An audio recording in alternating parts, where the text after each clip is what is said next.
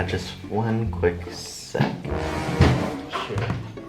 Yeah, so if you don't mind, could I just talk to you maybe with a microphone on? What do you think? Because I've been doing a lot of research studies that if you talk about things with cameras around and lights and a microphone, it really helps with productivity. Okay. What do you think? I guess so. Oh, Gresha, you need to be in here. It's okay. Nothing too confidential we're talking about today. I got stuck. So you got the memo to wear green today. Okay, that's good. It's green. Meanwhile.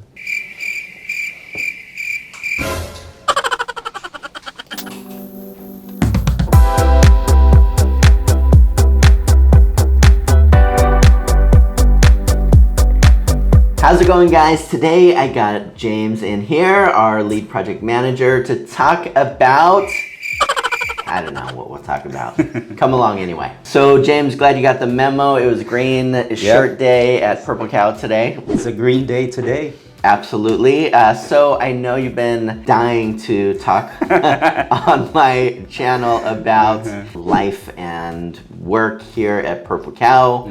Just kidding. You haven't wanted to talk to me at all. They cornered me, guys. They cornered me. We did dirty tricks. So yeah, thank you for agreeing to let me, wrestle you onto camera. Okay. Great to have you here. So mostly from day to day at Purple Cow, you are doing what? Well, yeah, I work directly with Purple Cow clients and also with our teams to get things done, like for web development tasks or social media tasks or whatever they need from us. And yeah, I just make sure that everything is organized and everything is done within the timeline.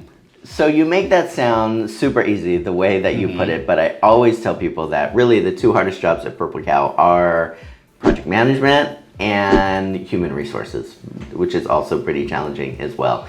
So, project management, I see you working pretty long days every day, just really making sure you're getting all the requirements from our clients, and then you're feeding that to the team and really having to oversee, timelines and all those different things.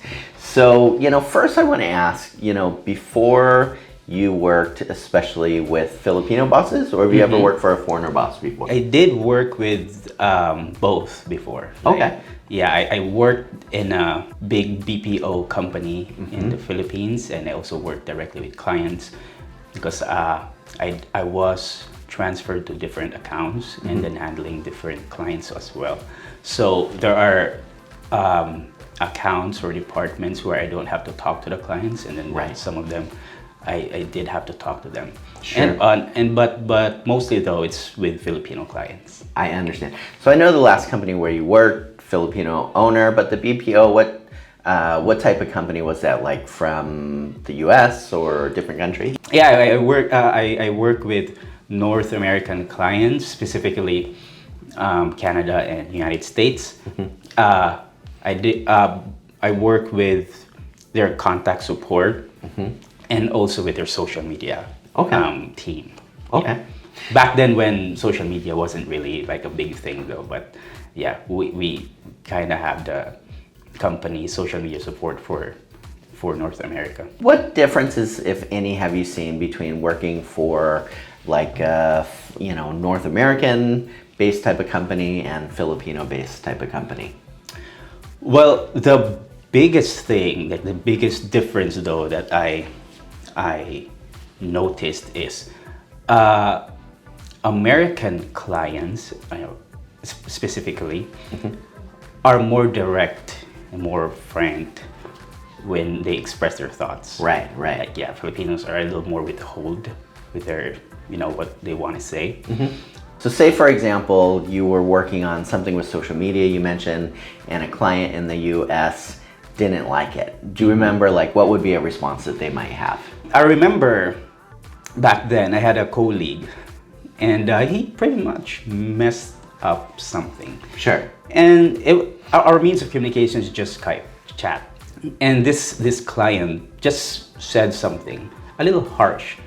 And my colleague then cried because he couldn't handle it. So that's normally how we communicated back then. We were new, the team was new. Yeah. And then we weren't very much accustomed to talking to Americans, American clients. I mean, we talk a lot to Americans, but not American clients. Sure. So it was kind of tough for us. So take that same situation. If you had been talking to a Filipino client and they didn't like it, how would a Filipino client, do you think, have responded to the same situation?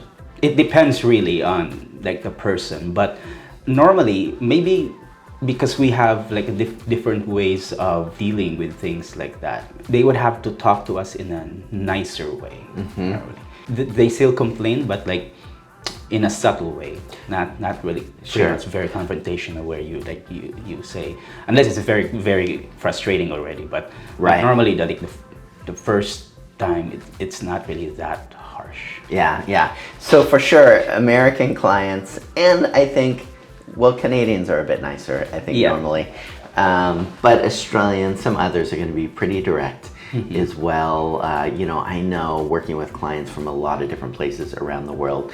For me, probably the most direct that I've dealt with is people from Israel. So we've had, before some clients that were a startup, originally from Israel, living in the US at the time. And they would also make my American project manager cry at the time because the way they would communicate was just so straightforward. Like there was no filter. They would just tell you exactly what they thought. And eventually it just got to be where, we just had to realize they weren't a great fit for working with us because the communication styles were just so incredibly different. But the interesting thing is that after I had, talked to the head of the company and said, listen, we love you guys. We want to see you successful, but we think maybe we're not a great fit. Just in terms of working together, can we help you find someone else? Which is extremely rare that I've done that in 15 years in business, but I wanted them to be happy and I didn't want our team crying, at work every day as well, because it was hard for them to just then give their best to all of our other clients that weren't making them cry. After that experience, the person that I had that conversation with did another startup and actually invited me to be one of the C-level executives in this new startup company. And what really amazed me with that is I really thought that this company didn't like us at all. We were doing our best, but they were always communicating in a way that just made us feel like these guys hate us. But when they reached back out and said, hey, we'd be part of this new startup as chief technological officer, I thought this was really interesting, and it got us to talking more about communication styles and how different they are. And what I really found is that the way people communicate maybe will make another culture feel like they really hate us or they're really upset. But in reality, they might love you. It's just a different mode of communication. Right. And speaking of way of communicating, also the other challenge would be Filipinos we have our own English version. It's really called Filipinism. It's like Filipino English, where you would have noticed already working with Filipinos. I mean, our English is a little different from the American English, so it kind of makes like confusion also. So now, I mean, we're, talking to clients in, the US, Canada, Australia, England, a lot of different places. How are you finding it now, kind of fast forward? It's not your first job. Now you have years of experience working with, foreigners. Do you find that you just kind of developed thicker skin or, how do you find it is? Yeah, definitely. I work well with clients now for sure, and I communicate better now with clients as well. There are still a few challenges like the accent, of course. I mean, especially if non-Americans. I mean, I still tend to get like, hard time understanding, especially if they talk too fast. Sure. But other than that, yeah, everything seems to be doing well. I feel like I can communicate better now with clients, unlike before. I mean, before when I wasn't working in a BPO company, I always get intimidated talking to foreigners, really. Right. And now, I mean, like maybe I get a little Americanized already. Sure. I know how to complain now. Very good. So I love that you hear that, American. So yes, becoming American is learning how to complain. Absolutely. Right. But it's kind of a good thing in some ways. I mean, I think Americans take complaining Yeah. overboard, but I think it's kind of the opposite in the Philippines. Mm-hmm. Sometimes they think if people complain more, maybe stuff would improve a little bit quicker sometimes as Right. well. So Yeah. there's probably a balance there. I think Americans complain way too much, but maybe, I don't know what you think, maybe Filipinos complain way too little. Yeah, right, Yeah. exactly. You know, part of working together is just spending time and getting to know each other. I mean, whenever I see you talking to clients, you know, you're always so confident and people respond so well to you. Probably the only time I've seen you nervous is right now. Yeah. Because of this YouTube video. So, except for right Yeah. now on YouTube, I've never seen you so shy. So, Yeah. be nice to James, camera. You're intimidating him. Right. So what's that like for you, you know, having to work in a different culture, you know, really you're in between cultures, right? So you're dealing with foreigners and you're also dealing with Filipinos. So, you know, what's it like for you trying to motivate the team here? With that one, of course, there are different ways on, you know, how we could manage different people also. So I have Yeah. to consider that one. Although it's like they're all Filipinos. I mean, they have different personalities, they have different characters, and you Yeah, can not consider- all Filipinos are alike. So, Right. so I think that's really important too. Sometimes when you're a foreigner on the outside, it seems everybody is just very kind, polite, respectful. But there's so much more going on with who the person is. Yeah, so you have to deal with a lot of diversity. Right. Yeah, that one also, and I you know, I just make sure that whatever the client says, I get to translate it to, like, you know, simpler tasks to them, and then how to manage them also is a different thing, and maybe someone like a person you can talk roughly to, and then some you have to talk nicely because they cannot handle also the emotions. Yeah. So it's like the ways of managing them varies all the time, but it's of course easier for me because they're all Filipinos. Yeah, yeah. So I think in some ways, you know, it's easier for me to understand foreigners and it's easier for you to understand Filipinos, but really probably both of us, you know, are, you know, two of the few people in the company that are kind of have one foot in foreigner culture, one foot in Filipino culture, and both you and I are trying to understand, you know, other sides of it, you know, Right. a bit more.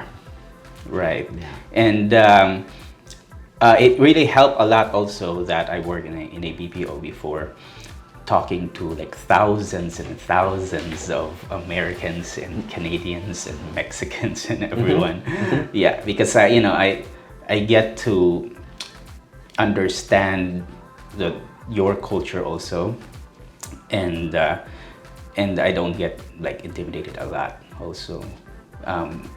Now that I'm talking to them, because I have like an experience also talking to a lot of like foreigners in the past in my previous job. Sure. All right, so I got 4 more questions for you. I Sure. don't want you to overthink them. Go. Just tell me first what comes to mind. So, what is the thing that you like most about foreigner work culture? Being organized, I feel like they organize everything very well, and it's well thought of. That I get to understand them also whenever they get frustrated, because I know that they work hard on those things also. So All right, what's number one thing you like about Filipino work culture? Filipinos are very happy people. That's one thing also. If you work with Filipino people, they're fun to work with. So what about foreigner work culture? What's the number one thing that you like least about foreigner work culture? What I like least is when the working environment gets tough because, like what I said a while ago, foreigners tend to become confrontational, and we're not used to that one. And it becomes a little toxic when it gets overboard. Yeah, I understand completely. All right, and then other side, what's the number one thing that you like least about Filipino work culture? What I don't like, though, based from my previous experiences, were like the gossip culture in the Philippines, in the workplace. Now, I don't normally involve myself with those things, but it gets hard sometimes, especially if the person you're talking to is a friend of yours, or they're talking, it gets toxic in the workplace. Sure. It's not productive. Well, I know I had to trick you into coming in here to talk to me about these things, but you've done great, and I know being first time in front of the camera sucks. So thank you so much. Really appreciate all the work you do here for our clients and with the team as well. It is not an easy job, and you really do amazing. So thank you, John. well, guys, thank you so much for watching. If you haven't subscribed, what are you waiting for? I really need your support. Please click that subscribe button and hit the bell notification. And as always, thank you so much for taking the time to watch. Take care. Bye-bye.